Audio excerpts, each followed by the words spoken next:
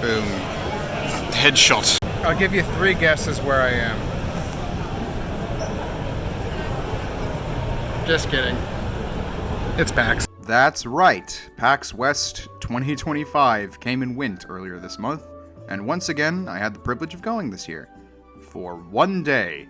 I didn't have a lot of time there this year, but I made sure to make the absolute most of it. PAX has definitely changed over the years, and the magic doesn't always hit quite the same.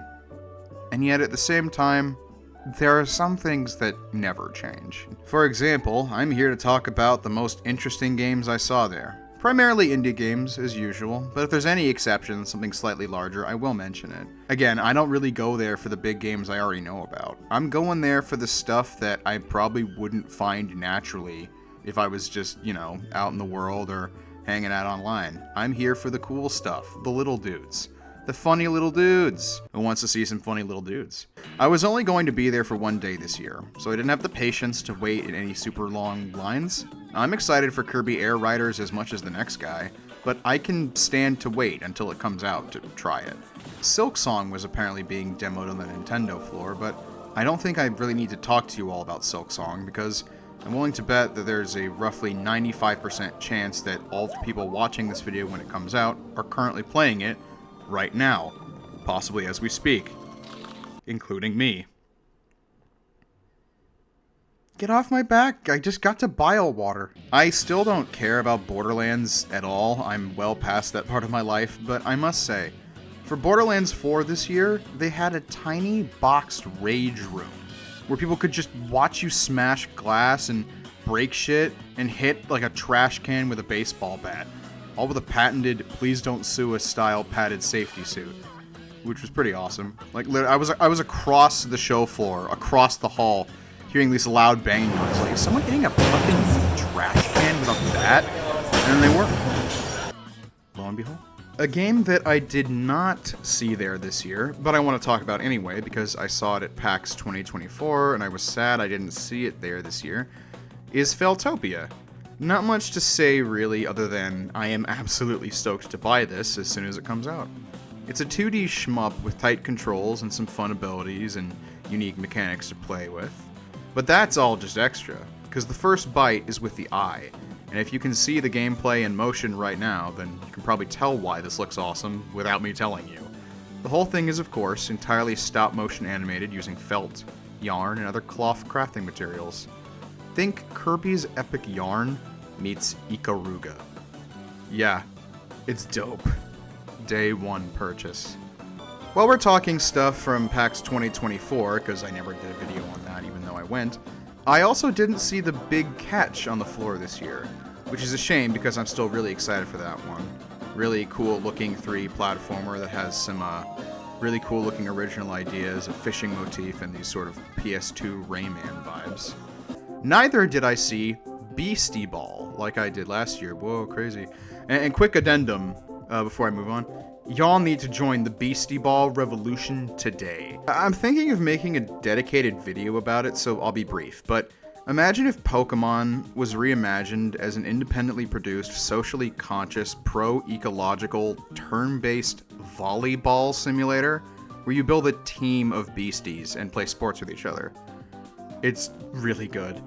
It's in early access on Steam, and they are still, updating it every few months, adding animations and things, but this is far from unfinished, even if it is technically still in progress.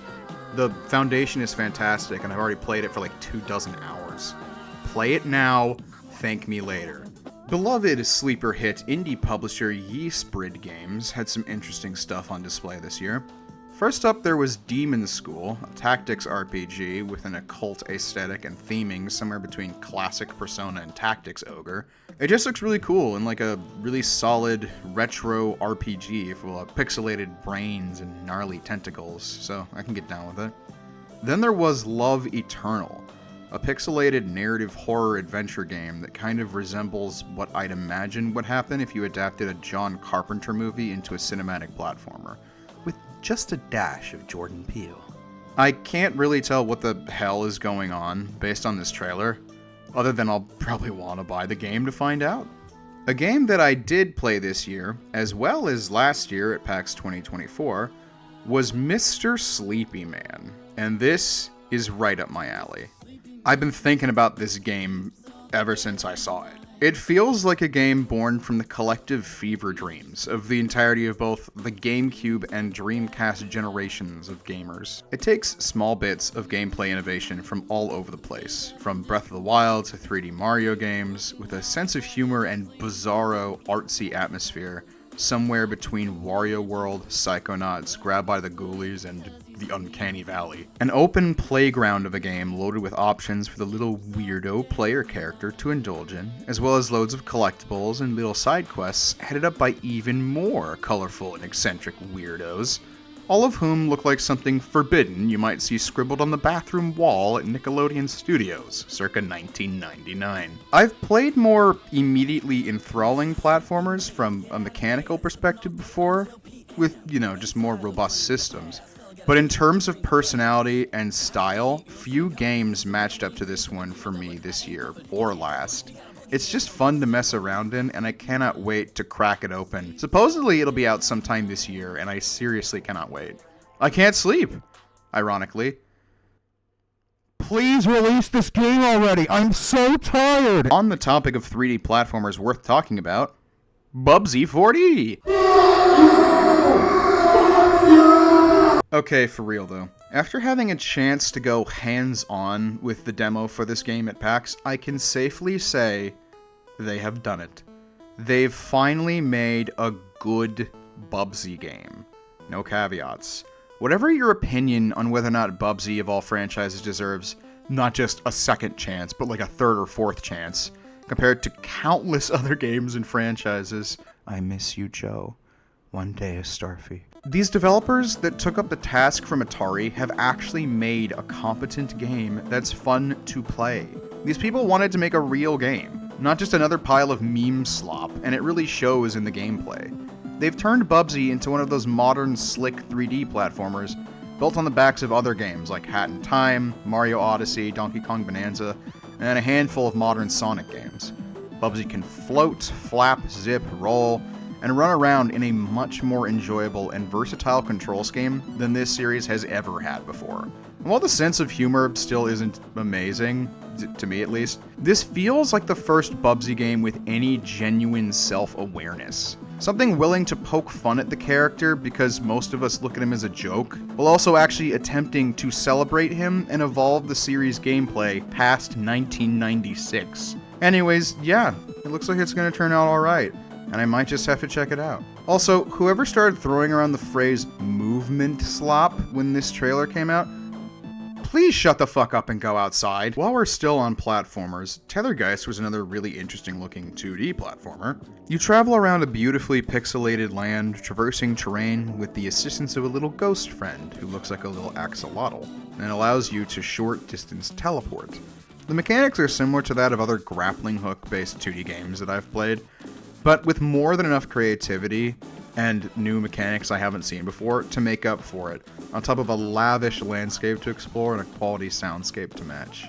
Just really pretty and nifty and tight to play, worth keeping an eye on.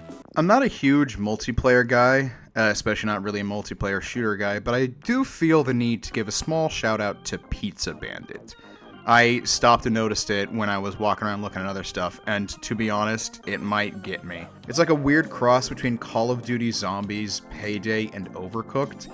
You fight off hordes of enemies with your friends and build a base, while attempting to complete objectives, most of which are in the name of cooking pizza. And there is actually more gameplay to the pizza making than you might expect. Nothing insane, but enough personality to make it stand out in this modern landscape. Pretty sure it's on Steam Early Access now, so if you're interested, go ahead and check it out now. If you're looking for a little more retro-inspired action, possibly in the realms of a different shooty bang-bang type game, then may I present to my fellow FPS mateys a little game called Captain Wayne Vacation Desperation.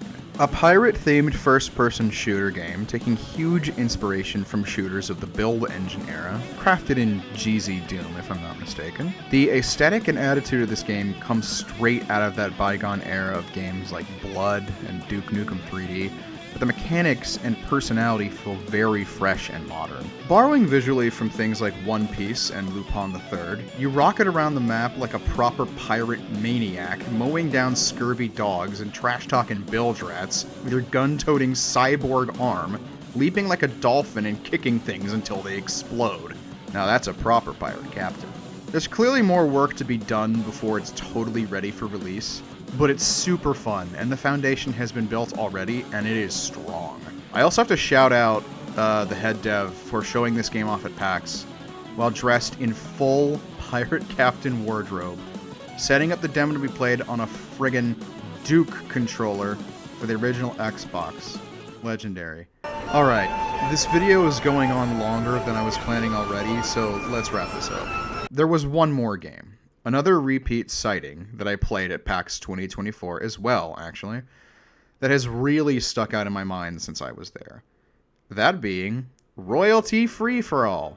Let me pitch this to you. A Smash Bros. Style platform fighting game with hand-drawn graphics, packed exclusively with characters and settings, reinterpreting popular public domain royalty-free properties. It's got easy to understand controls and simple move sets with a surprising amount of depth, actually super fluid character animations. It's just really fun to pick up and play and easy to figure out too. But none of that compares to the actual best thing about this game. When I played the demo again at PAX this year, I got to pick the stage, and there just so happened to be one of the Big Rock Candy Mountains. You know, from the song. And when we started the match on that stage, I swear to God, the music was a smashified remix of Big Rock Candy Mountains.